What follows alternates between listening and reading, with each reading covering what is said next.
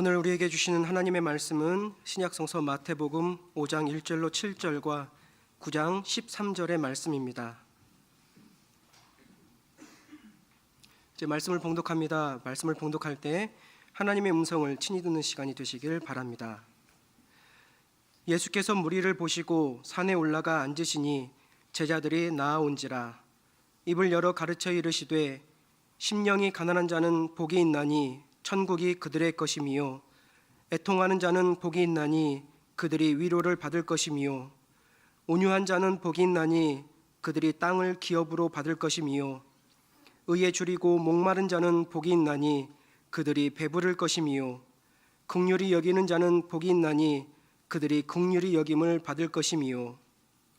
너희는 가서 내가 긍휼을 원하고 제사를 원하지 아니하노라 하신 뜻이 무엇인지 배우라. 나는 의인을 부르러 온 것이 아니요 죄인을 부르러 왔노라 하시니라. 아멘. 연세대학교의 철학과 명예교수님이신 김형석 교수님께서 책을 한 권 내셨습니다. 책 제목은 이렇습니다. 100년을 살아보니인데요. 그분이 97세에 이 책을 쓰셨기 때문에 실제로 100년 인생을 살아보신 분으로서 철학자로서 인생론이기도 합니다. 이 책을 한 문장으로 요약하면 이렇습니다. 100년 인생을 돌아보니 가장 행복했던 것은 사랑하느라고 고생했던 일이었다. 네. 그게 이 책의 요약입니다. 사랑하느라고 고생했던 것이 정말 행복이었다.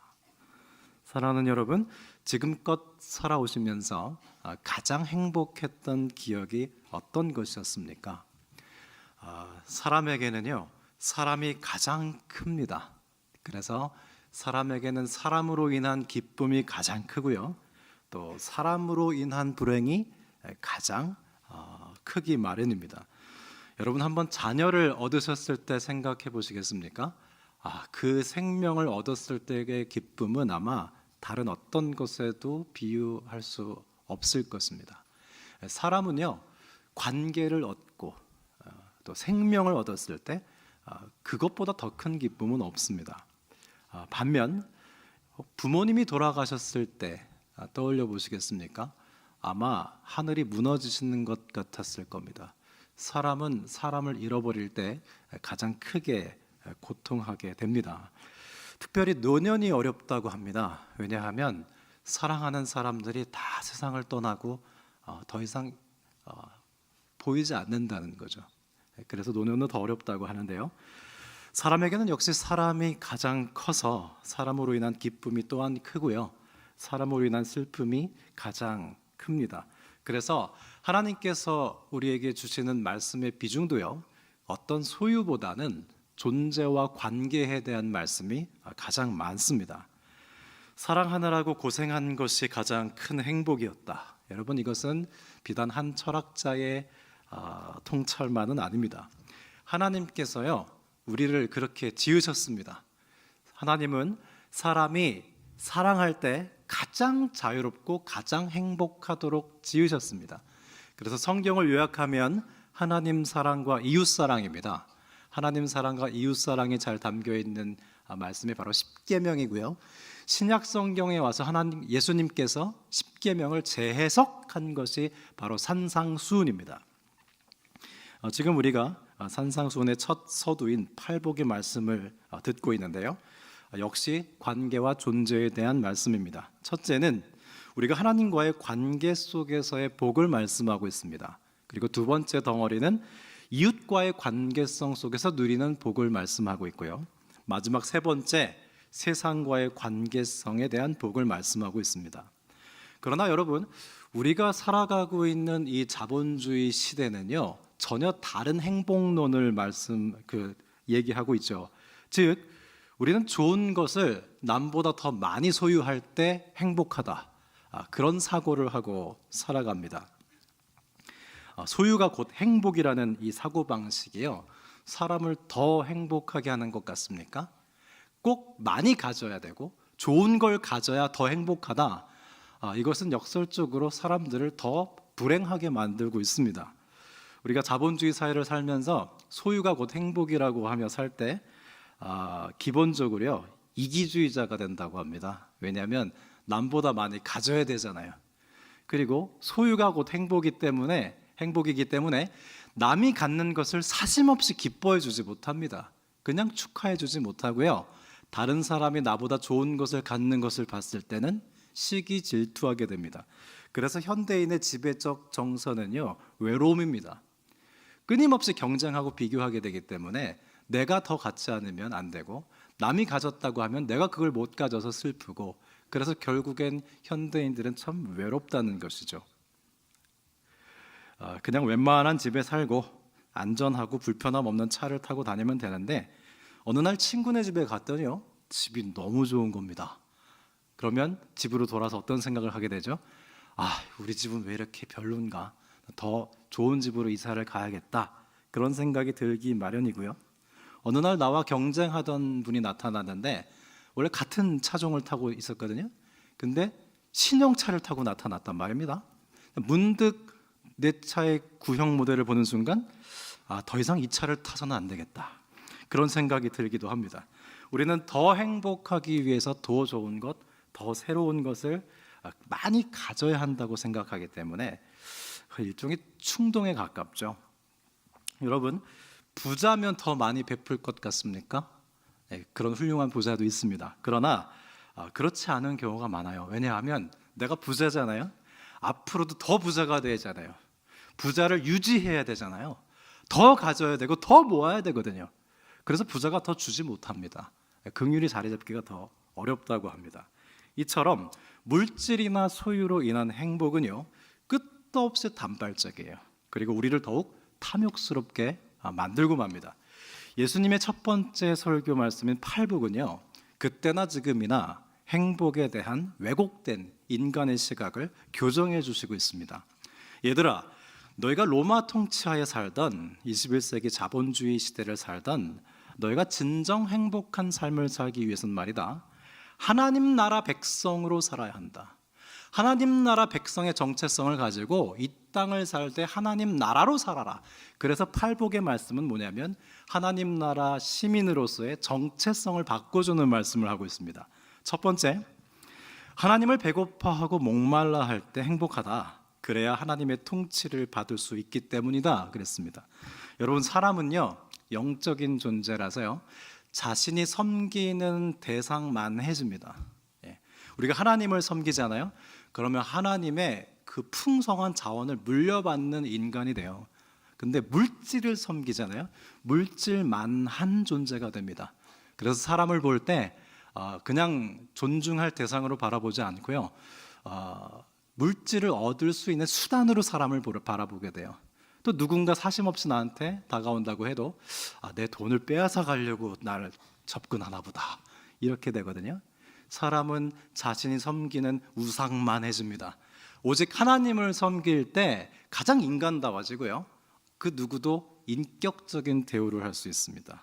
그래서 심령이 하나님으로부터 채워지려는 갈망이 있는 사람, 그가 복되다. 왜냐하면 그 결과 하나님의 통치를 받게 되기 때문입니다. 두 번째로는 애통해야 하는 자가 복이 있다 합니다. 그들이 진정 위로를 받을 것이기 때문입니다. 많은 사람들이요 거짓 기쁨과 거짓 위로 속에 살면서 괜찮은 줄 압니다. 자기 자신도 자신을 모르죠. 그러나 사실 그 내면은 상당히 많이 무너지고 있습니다. 그때 하나님 앞에 나와서 나 자신에 대해서 진정으로 애통해 할 때 비로소 그는 하늘의 위로를 받게 되는데 그가 정말 행복한 사람이다. 그렇게 말씀했습니다. 세 번째로, 온유한 자가 복이 있는데 그들이 땅을 차지할 것이기 때문이다. 치열한 경쟁 사회에서 다 싸워 이겼습니다. 그런데 사실 얻은 것보다 잃은 게 더 많습니다. 땅을 차지한 게 아니었습니다. 이제서 나 자신에 대해서 애통해하면서 하나님의 통치를 받으니 이제야 나 자신을 과장하지 않고 있는 그대로 받아들이게 됐습니다. 뿐만 아니라 다른 사람도 있는 그대로 존중해주게 되었습니다. 그렇게 온유하게 되자 비로소 땅을 차지하게 됩니다. 자, 이 세 가지는 네 번째 복인 하나님과 바른 관계 안에 거할 때 채워지게 되고요, 그 결과 우리의 영혼은 배부른 자가 되는데 배부른 모습은 이웃과의 관계 속에서 이렇게 나타납니다. 긍휼히 여기는 사람이 됩니다. 마음이 청결해지게 됩니다. 화평케 하는 자가 되고요. 때론 의를 위해서 핍박도 받을 줄 아는 사람이 됩니다. 오늘은 그 8복 중에 5번째 복인 긍휼히 여기는 자의 복입니다. 여러분, 긍휼이란 무엇일까요? 긍휼이란 히브리어로 보면 어머니의 자궁이라는 뜻이 있습니다. 이 자궁이라는 곳은 생명이 잉태되는 것 아닙니까? 또한 생명이 자라는 곳이죠. 우리가 하나님의 긍휼, 그 자궁 안에 들어가면 우리의 영혼은 다시금 회복됩니다. 치유되고요. 생명력이 다시 살아납니다. 참 흥미로운 사실은요, 하나님과 관계 맺는 방식은요, 사람들과의 관계 맺는 방식이 그대로 표출돼요. 하나님께서 나를 너그럽게 대하신다, 그렇게 여기는 분들은요, 나도 모르게 인간관계 속에서 너그러움이 흘러나오게 되어 있습니다. 반면 요즘 하나님께서 나에게 참 야박하시다, 참 인색하시다, 그렇게 느껴질 때는요, 나도 모르게 내가 맺는 인간관계 속에서 인색함이 흘러나오게 됩니다. 그래서 한 사람이 어떻게 인간관계를 맺는지 자세히 들여다보면 그가 지금 어떻게 하나님과의 관계를 맺고 있는지 볼 수 있습니다. 따라서 하나님께서 나를 어머니의 자궁과 같은 사랑으로 용납하시고 품어서 회복시키시는 것을 경험한 사람은 그 이웃에게도 긍휼한 마음이 나오게 돼 있어요. 긍휼을 베풀게 돼 있습니다. 그것을 오늘 5번째 복은 긍휼히 여기는 자는 복이 있나니 그들이 긍휼히 여김을 받을 것이며 라고 말씀하고 있습니다. 그런데 여러분, 이 긍휼이라는 것은요, 사실은 우리 본성에 상당히 반하는 것입니다. 지난 한 주 동안의 뉴스와 보도와 신문을 보십시오. 긍휼을 찾아보기 어렵습니다. 서두에서 우리 현대인들을 지배적인 정서가 외로움이라고 말씀드렸는데 한 가지 더 있습니다. 우리 현대인들의 지배적 정서는요, 분노예요, 분노. 우리는 지금 다 화가 나 있습니다. 여러분, 길에서 운전을 조금만 하다 느껴보십시오. 절대 안 끼워줍니다. 그리고요, 좀만 늦게 출발했다간 뒤에서 난리가 나요. 어떤 반응을 하나하나 볼 때 왜 이렇게 다들 화가 나 있을까? 이런 생각이 들 정도로 은근한 분노가 우리 현대를 살아가는 사람들에게 자리 잡고 있습니다. 그 자리에 긍휼이 자리 잡기가 참 어렵죠. 우리는 언제든지 안갚음할 준비가 되어 있는 사람과 같습니다. 그래서 구약 시대에는요, 이런 실정법이 있었습니다. 눈에는 눈, 이에는 이. 그게 뭐냐면 누군가 내 한쪽 눈을 때렸습니다. 그럼 우리는 어떻게 해주죠? 한쪽 눈만 때려줍니까? 두 쪽 다 때려줍니다. 그렇죠? 누군가 내 앞니를 한쪽 때려서 깨뜨렸다고 했을 때 우리는 그 사람의 내 이를 다 깨서 부숩니다. 그래서 실정법이 이렇게 나왔어요. 상대방이 당신의 눈 한쪽을 상했다면 당신도 한쪽 눈만 상할 수 있습니다. 한쪽 이를 때려서 다치게 했으면 당신도 한쪽 이만 때려서 부술 수 있습니다. 이게 실정법이에요. 아주 인간적인 인도적인 법인데요. 그러나 여기에 긍휼은 없습니다. 미국 뉴욕에 나과다라는 공항이 있습니다. 이름이 특이하죠. 나과다 공항, 사람의 이름입니다. 법률가이자 뉴욕 시장이었던 나과다라는 분이 있었는데요. 그분의 삶이 참 아름다웠다고 해서 그분의 이름을 따서 그대로 공항 이름을 지었습니다. 이분이 뉴욕시의 직결재판부 판사로 있을 때의 일입니다. 어느 날 빵을 훔쳐가지고 고발당해서 붙잡혀온 노인을 재판하게 됐어요. 지금도 뉴욕에는 거지들이 많거든요. 그래서 이 노인에게 아니 왜 빵을 훔치셨습니까? 이렇게 좀 물어보니까 내가 너무 배가 고파서 나도 모르게 손이 갔노라고 정말 죄송하다고 그렇게 얘기하는 노인에게 이 나과다 재판장은 그 자리에서 벌금 10불형을 선고했습니다. 그리고 재판이 마쳤는데 재판이 끝나자마자 이 나과다 시장이 자신의 지갑을 열어서 10불을 지불하면서 그 방청객들에게 이렇게 대답을 했습니다. 이분의 벌금은 제가 내겠습니다. 이처럼 배고픈 분이 뉴욕시를 헤매고 다니는데 나는 그동안 좋은 음식을 먹어왔습니다. 그 죄로 내가 10불을 내겠습니다. 그리고 저와 같은 마음을 갖는 분들이 있으시면 동참해 주시길 바란다고 하면서 자신의 모자를 돌렸습니다. 100불이 거쳤어요. 그걸 가지고 노인에게 드리면서 다시는 이런 실수를 안 하셨으면 좋겠습니다. 당부를 하고 보냈습니다. 여러분, 긍휼을 영어로 하면 컴패션입니다. 말 그대로 함께 교통한다는 뜻이에요. 이처럼 긍휼은요, 상대와 나를 동일시하는 겁니다. 나과다 시장은 그 노인과 자신을 동일시했어요. 그런데요, 여러분, 긍휼은요 정의를 배제하지 않습니다. 그래서 십불형에 내렸잖아요. 또한 긍휼은요 사랑이 빠져 있지 않습니다. 대신 내줬잖아요. 그게 긍휼이에요. 그래서 야고보서 2장 13절은 긍휼은 심판을 이기고 자랑하느니라 그랬습니다. 즉 사람을 변화시키는 것은요 심판을 넘어선 긍휼이라는 뜻입니다. 그런데요 여러분, 우리가 정말 긍휼히 여겨야 할 사람은 누굴까요? 우리는 내가 긍휼히 여기고 싶은 사람을 긍휼히 여기죠. 그런데요 정말 내가 긍휼히 여겨야 할 사람이 따로 있습니다. 누가복음 10장에는 선한 사마리아인 비유가 등장합니다. 여러분, 선한 사마리아인이 어떤 의미인지 아시죠? 지금 미국의 30개가 넘는 주에는 선한 사마리아인 법이 실제로 있습니다. 우리나라도 선한 사마리아인 법이 있는지 모르겠습니다. 이 법은 자신과 연고도 없지만 어려운 상황에 처한 사람을 도왔기 때문에 어려움에 처하는 경우, 그런 의인들을 위해서 만든 법입니다. 한 유대인이 인적한 드문 곳을 지나다가 강도를 만났습니다. 가진 걸 다 빼앗길 뿐만 아니라 거의 맞아서 죽게 됐습니다. 길에 쓰러져서 죽어가고 있는데 그 곁을 제사장이 지나갔고 레위인이 지나갔는데요, 가장 긍휼을 베풀 것 같은 사람들이 긍휼을 베풀지 않고 지나갔어요. 이해가 됩니다. 왜냐하면 레위인들은 시체를 만져서는 안 되게 됐거든요. 아마 시체인 줄 알고 그냥 지나간 모양입니다. 그런데요, 뜻밖에도 사마리아인이 그 죽어가는 유대인을 도와줍니다. 아시다시피 유대인과 사마리아인들은 아주 철천지 원수 관계입니다. 아마 이 죽어가는 유대인이요, 자신을 도와주는 사람이 사마리아인인 줄 알았다면 그 도움을 거절하고 차라리 죽기를 자청했을 정도로, 그렇게 사마리아인들과 유대인들은 아주 좋지 않은 관계였습니다. 이 비유의 역설이 있습니다. 정말 도와줄 것 같은 사람들이 돕지 않았습니다. 절대로 도와주지 않을 것 같은 사람이 도왔습니다. 차이점이 하나 있습니다. 전자는 긍휼이 없었고 후자는 긍휼이 있었다. 단 하나의 차이점입니다. 누가복음 10장 33절에 보면 사마리아인이 그를 보고 불쌍히 여겼다 그랬어요. 긍휼이 있었습니다. 그런데 사실 예수님께서 이 비유를 말씀하시게 된 경위가 따로 있습니다. 한 율법사가 질문을 했어요. 자기를 옳게 보이기 위해서, 예수님 어떻게 하면 영생을 얻을 수 있겠습니까? 알면서 물어봤어요. 예수님을 시험하려고. 예수님께서 당신은 율법을 알지 않습니까? 율법이 뭐라고 하던가요? 그랬더니 이 율법사가 네, 하나님을 사랑하고 이웃을 사랑하는 겁니다. 네, 잘 아시네요. 그럼 그렇게 하시면 되겠습니다. 여기까지 끝나면 되는데 이 율법사가 한 가지를 더 질문합니다. 예수님, 저의 이웃은 누굴까요? 그러자 이 선한 사마리아인 비유의 얘기가 나온 거거든요.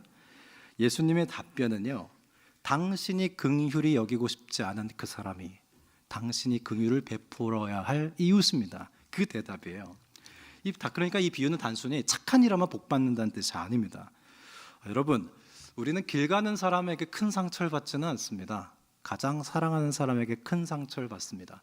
우리가 긍휼히 여겨야 할 사람은요, 우리가 정말 긍휼히 여기고 싶지도 않은 사람들, 아주 가까이 있습니다. 가족들 중에 있습니다. 그리고 같은 교회 공동체에 있을 겁니다. 예수님께서는 지금 네가 긍휼히 여기고 싶지 않은 사람을 긍휼히 여기면 영생을 얻게 될 것이다, 그렇게 말씀하는데, 그 뜻은 긍휼히 여긴 대가로 영생이 주어진다는 뜻은 아닙니다. 긍휼히 여기는 순간 당신은 참 자유하게 될 거고 구원을 맛보아 누리게 될 것이다, 그런 말을 하고 있습니다.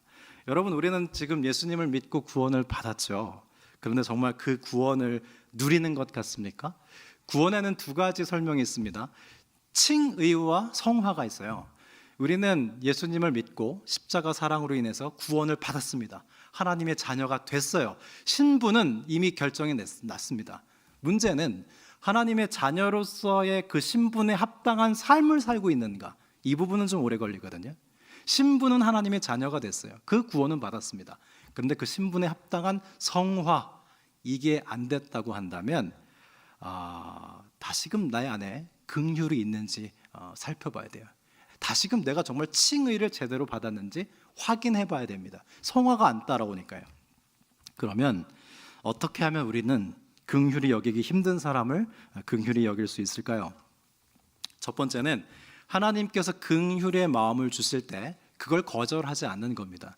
여러분, 기도를 한다는 것은 기도를 많이 해서 공적을 쌓아서 내가 거룩해진다는 뜻이 아니고요. 기도를 많이 자주 한다는 것은 하나님께 간섭을 자주 받도록 청하는 거예요. 하나님, 이 일도 간섭해 주십시오. 이것도 간섭해 주십시오. 하나님의 간섭을 자주 받는 게 기도군요. 근데 그때 하나님께서 간섭하시면서 내가 정말 긍휼히 여기고 싶지 않은 그 사람에게 긍휼의 마음을 주실 때가 있어요. 그걸 거부하지 말아야 돼요. 그 긍휼이 불꽃이 내 안에 타오를 때 그걸 밟아서 끄어서는 안 됩니다. 그걸 살려야 돼요. 그게 첫 번째고요. 두 번째는 즉시 행동에 옮기는 겁니다. 감사하고 좀 비슷한데요. 감사는 생각나는 즉시 하는 거거든요. 이제 우리 오늘이 바로 입춘이라고 합니다. 봄이 이제 다가왔는데 하나님 너무 참 추웠는데 오늘 참 날이 풀려서 감사하네요. 이렇게 즉각 감사를 할 수 있어요. 근데 우리는 어떻게 생각하냐면 내일 더 추워지면 어떡하지? 아마 꽃샘추위가 올 거야. 그러면서 지금을 감사하지 못하거든요. 항상 그래요. 우리는 그 다음을 염려하느라고 지금을 감사하지 못하기 때문에 감사하는 방법은 즉시 하는 겁니다. 긍휼도 마찬가지예요. 긍휼의 마음이 내 안에 생기는 즉시 쏟아내야 돼요. 그래야지 긍휼을 베풀 수 있습니다. 세 번째로 가장 중요한 것 같은데요. 과거를 소급하지 않는 겁니다. 우리가 나중에 천국에 가면요, 천국 문턱부터 천국이 시작되는 게 아니래요. 우리가 살아온 모든 일생이 소급돼서 천국이 되는 거랍니다. 혹 지옥에 간다고 하더라도요, 지옥의 문턱에서 지옥이 시작되는 것이 아니라 이제까지 살아온 모든 세월이 소급해서 지옥이 되는 거래요. 마찬가지로 여러분, 긍휼도요, 어떤 문제가 생겼을 때, 다툼이 생겼을 때 지금 일어난 그 일만 가지고 대화를 하고 문제 해결을 해야 되는데 우리는 과거로 소급해 올라갑니다. 옛날부터 당신은 항상 그래왔어. 자, 역사적으로 훑어가면서 아주 싸우거든요. 그러니까 굉장히 오래 싸우고 그 시간이 다 지옥이 되죠. 사마리아인은 이 다 죽어가는 유대인을 앞에 두고 우리 민족과 사이가 참 안 좋은데 그러면서 과거를 소급해 올라가지 않았습니다. 그냥 지금 당장 내 앞에 어려움에 처한 사람이 있을 뿐이었어요. 그리고 긍휼한 마음을 다 쏟아서 자비를 베풀고 있습니다. 여러분, 이 두 사람 중에 누가 자유를 느꼈을까요? 사마리아인입니다. 사마리아인은 주신 긍휼의 마음을 행동으로 옮기면서 긍휼의 반경이 넓혀졌거든요. 내가 긍휼을 베풀기 싫은 대상에게 긍휼을 베풀자 자유가 주어졌어요. 구원을 누리게 됐어요. 영생을 여기서 맛봤다고요. 여러분, 하나님께서 그러한 삶을 그러한 행복을, 그러한 삶을 우리에게 원하십니다. 그렇게 인도하고 계세요. 그런데 성경은 왜 우리가 긍휼을 베풀고 싶지 않은 사람에게 긍휼을 베풀어야 한다고 도전할까요? 우리는 그냥 긍휼을 베풀고 싶은 사람에게만 긍휼을 베풀고 살고 싶은데 성경은, 하나님은 극구 내가 긍휼을 베풀고 싶지 않은 사람에게 긍휼을 베풀도록 도전하고 이끄십니다. 그 대답은 마태복음 18장에 등장해요. 여러분, 오늘 설교 말씀엔 두 가지 비유를 깊이 한번 묵상해 보십시오. 하나는 누가복음 10장의 선한 사마리아인의 비유입니다. 또 하나는 마태복음 18장에 나오는 용서하지 않는 종의 비유예요. 어느 나라에 왕이 있었습니다. 이 왕이 종들의 빚을 정산하게 됐습니다. 그런데 빚이 10,000달란트나 되는 종이 있었어요. 10,000달란트라는 비용은 어마어마한 비용입니다. 오늘날 단위로 환산하면 10억 원이라고 하는데요. 그게 아니라 이 10,000달란트라는 말은 도무지 갚을 수 없는 금액을 말해요. 이 종이 어떻게 10,000달란트를 어디서 빌렸고 어떻게 10,000달란트를 썼는지도 의문입니다. 그러나 분명한 것은 그는 지금 갚을 능력이 없습니다. 그래서 왕이 처자식을 노예시장에 팔라고 권면해요. 처자식을 팔아도 못 갚아요. 그러자 그는 이렇게 말합니다. 내게 참으소서, 다 갚으리이다. 지킬 수도 없는 말을 합니다. 그런데 여기에 놀라운 일이 일어났어요. 왕이요, 그 10,000달란트나 되는 빚을 다 청산해 줬습니다. 이 이야기를 듣는 예수님의 제자들이요, 와 하고 놀랐어요. 왜냐하면 도저히 있을 수 없는 일이 일어났거든요. 그런데요, 이 10,000달란트를 탕감받은 사람이 집으로 돌아가는 길에 자신에게 100데나리온, 오늘날로 환산하면 10만 원, 그러니까 하루 일당 정도 빚진 동료를 만났습니다. 그는 그 동료의 멱살을 붙잡고 당장 빚을 갚으라고 닥달했습니다. 그러자 그 친구는 방금 이 1만 달란트 빚진 사람이 했던 말을 그대로 따라합니다. 내게 참으소서 다 갚으리다. 성경이 굉장히 탁월한 문학이에요. 두 사람이 똑같은 상황에서 똑같은 청혼을 합니다. 내게 참으소서 다 갚으리다. 그러나 결과는 판이하게 달라요. 이 사람이 어떻게 했는지 아십니까? 이 사람아, 지금 내가 방금 10억 원을 탐감받고 오는 길인데 그깟 10만 원 갚지 말게. 그리고 같이 어깨동무하고 정의교회 가서 봉사자 신청해야 되는 거잖아요.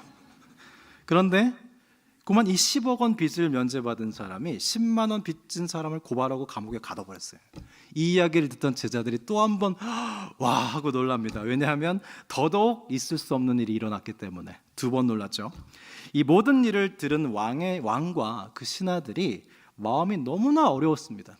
우리도 지금 이 이야기를 듣는 순간 마음이 어렵지 않습니까?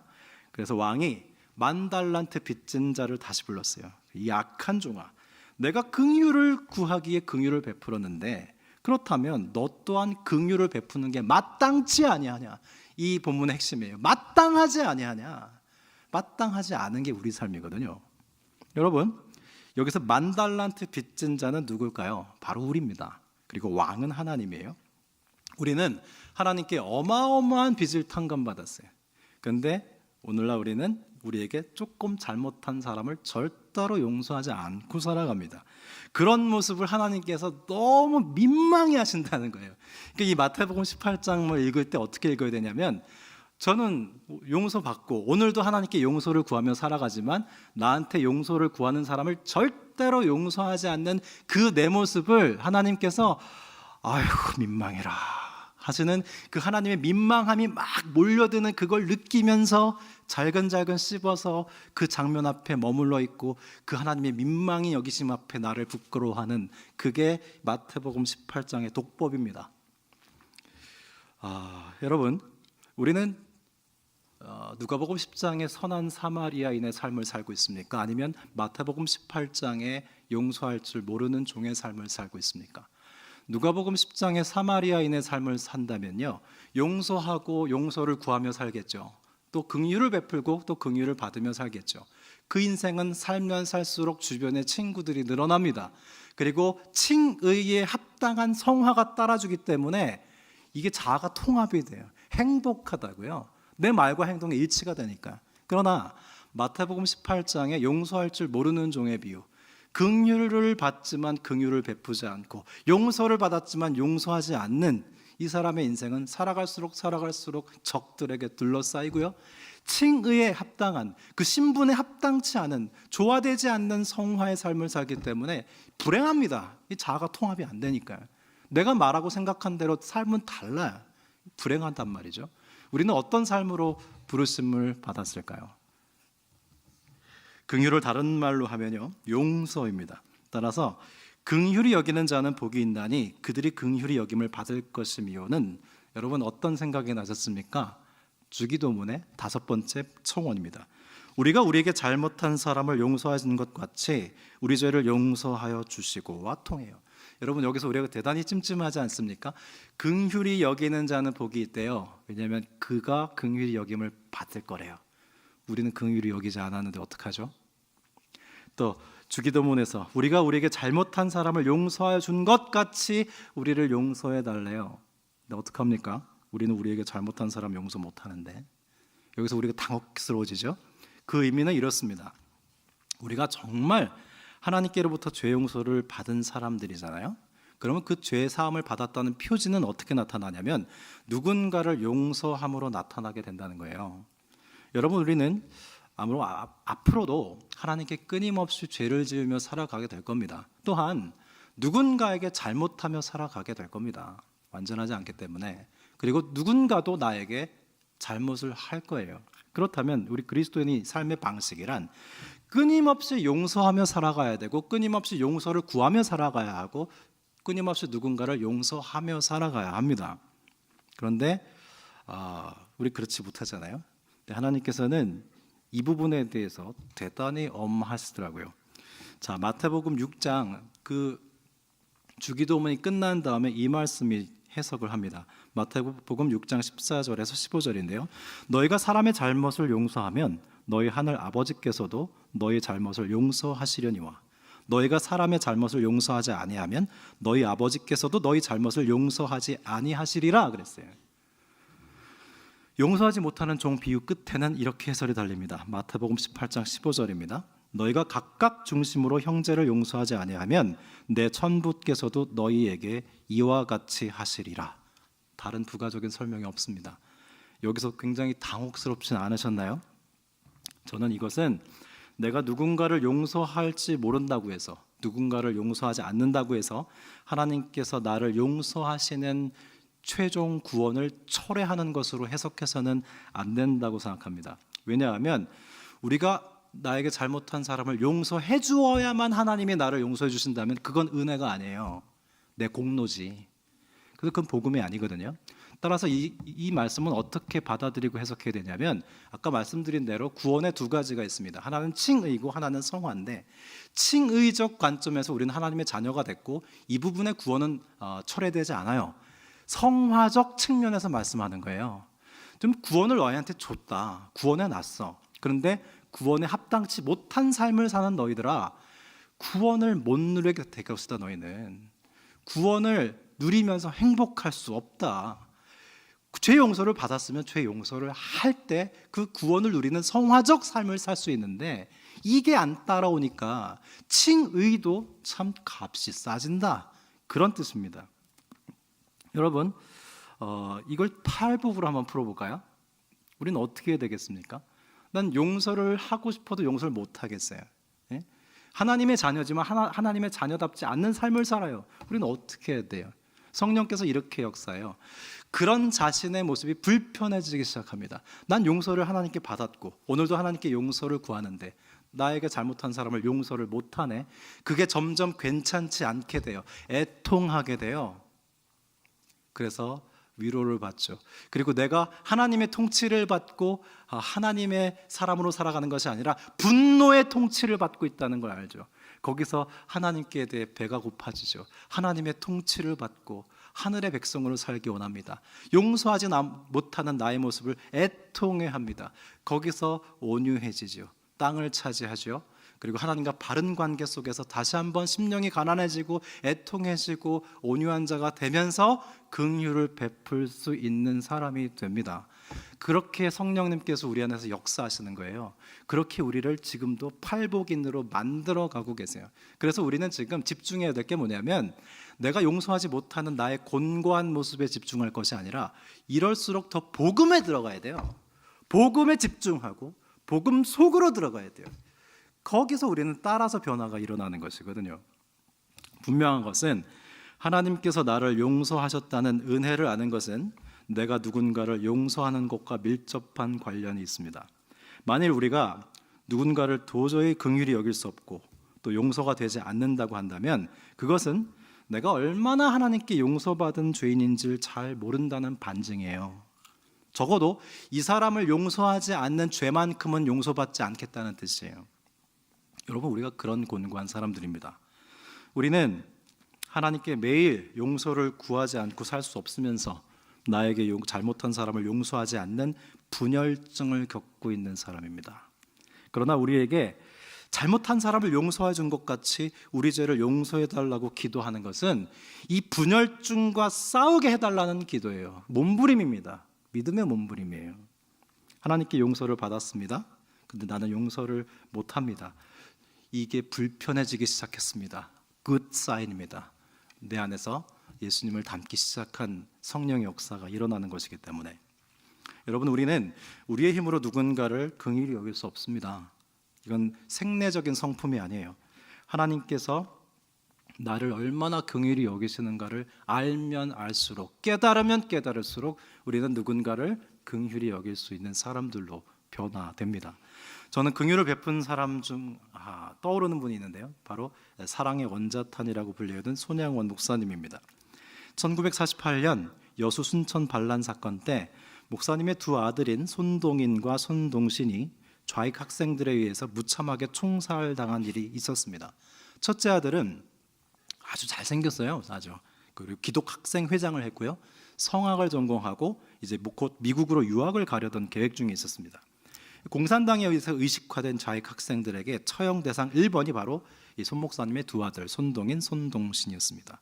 이들은 좌익 학생들에게 쇠파이프로 온몸이 피멍이 들도록 구타당한 다음에 사형장으로 끌려가서 총살당했습니다. 이때 총살당한 두 형제를 잔인하게 확인 사살한 사람이 있었는데 그 바로 강철민이라는 학생이었습니다. 여수순천 반란 사건이 진압된 다음에 이 강철민이 붙잡혀서 사형당하게 됐어요. 그때 두 아들의 아버지인 손양원 목사님이 찾아가서 그를 때리지도 말고 죽이지도 말도록 했습니다. 그리고 자신의 양아들로 삼았습니다. 많은 사람이 감동을 했죠. 두 아들의 장례식장에서 손 목사님은 감사의 제목을 10가지 발표했습니다. 3가지만 말씀드리면, 3남 3녀 중에 가장 아름다운 아들 둘을 하나님께 바친 것에 대해 감사합니다. 한 아들뿐만 아니라 두 아들의 순교를 감사합니다. 미국 유학 가려고 준비하던 내 아들, 미국보다 더 좋은 천국 가게 하신 것 감사합니다. 이렇게 감사 기도를 했어요. 근데 손 목사님이요, 두 아들의 피 묻은 옷을 받았을 때 엄청나게 오열했습니다. 괜찮지 않았어요. 근데 강철민이요, 정말 이 양아들이 돼서 새롭게 돼서 부산 고등 성경학교에 입학하고 새로운 삶을 살았습니다. 만일 이 강철민을 그냥 사형당하도록 두었다면 그냥 사형수일 뿐이겠지만 긍휼을 입고 정말 회개하고 그리스도인에 대해서 은혜로운 삶을 살았는데요. 마지막 그가 죽음 직전에 남겨진 여동생 손동희 권사님께 이런 유언을 남겼어요. 동희야, 나 곧 하늘나라로 간다. 가서 너의 두 오빠에게 무릎 꿇고 사죄하련다. 그의 마지막 유언이었습니다. 심판이 사람을 변화시키는 것이 아니라 긍휼이 사람을 변화시킵니다. 긍휼은 심판을 이기고 자랑한다는 야고보서의 말씀은 실제 사건으로 나타났습니다. 이 손양원 목사님이요, 긍휼이 여김으로 인해서 한 영혼이 변화됐고요, 이 사건으로 인해서 손 목사님 가정은 대대로 하나님의 사람들의 긍휼이 여김을 받습니다. 여러분, 이 계시적 사건을 가지고 하나님께서 우리에게 뭐라고 말씀하시는 것 같습니까? 너희들은 이렇게 못할 거다라고 말씀하시는 것 같습니까? 아닙니다. 너희들도 이렇게 된다예요. 여러분, 복음을 과소평가하지 마십시오. 우리는 우리 자신을 과소평가할 수 있죠. 그러나 복음은 과소평가하지 마십시오. 복음은요, 내 아들을 죽인 사람을 양아들로 삼을 수 있는 만큼 능력이 있습니다. 복음은요, 긍휼히 여기지 못하는 우리가 긍휼히 여기는 사람이 되도록 변화시키는 능력이 있어요. 복음은요, 우리가 나에게 잘못한 사람을 용서하지 못하는 그런 우리를 용서하는 사람으로 바꿔놓는 능력이 있습니다. 복음이 능력이 있어요. 그래서 여러분, 성령께서 지금도 우리를 이 팔복인으로 변화시키고 계세요.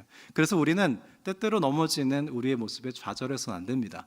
오히려 그럴 때일수록 애통해하고 하나님께 위로를 받고 하나님 외에 다른 곳에 통치를 받는 것을 발견하고 하나님의 통치를 받고자 하고, 그래서 천국의 주인이 되며 그렇게 온유한 자가 돼서 땅을 차지하고 하나님과 바른 관계성 속에서 심령의 가난함, 애통함, 온유함, 그것으로 배불려서 이웃을 긍휼히 여기고 마음이 청결해지고 화평케 되는 자가 되는 그런 하나님의 사람들로 우리는 부르심을 받았고요, 지금도 그런 영적 여정을 걸어가고 있습니다.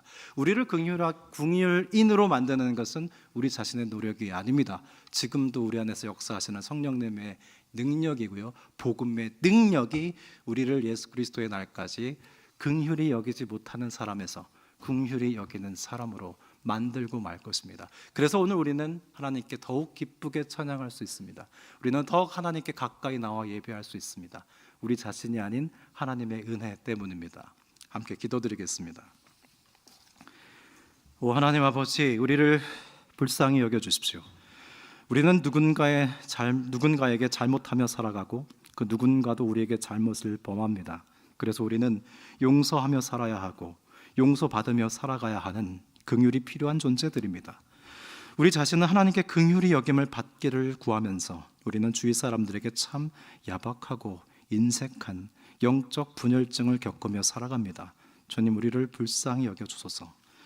하나님께서 우리를 얼마나 긍휼히 여기시는지 알게 도와주십시오. 그리하여 우리도 우리에게 잘못한 사람에게 긍휼을 베풀게 하여 주십시오. 우리의 인생이 그렇게 긍휼에서 긍휼로 끊임없이 순환하는 복된 인생이 되게 하여 주옵소서. 이 나라와 이 민족에게 하나님의 긍휼이 교회를 통해 흘러 넘치게 하소서. 그래서 이 나라의 그 모든 응어리진 것들과 원수 짓는 것들이 풀려나가 하나님의 나라가 되게 하여 주옵소서. 오늘도 우리를 긍휼히 여기시는 주 예수님의 이름으로 기도드립니다. 아멘.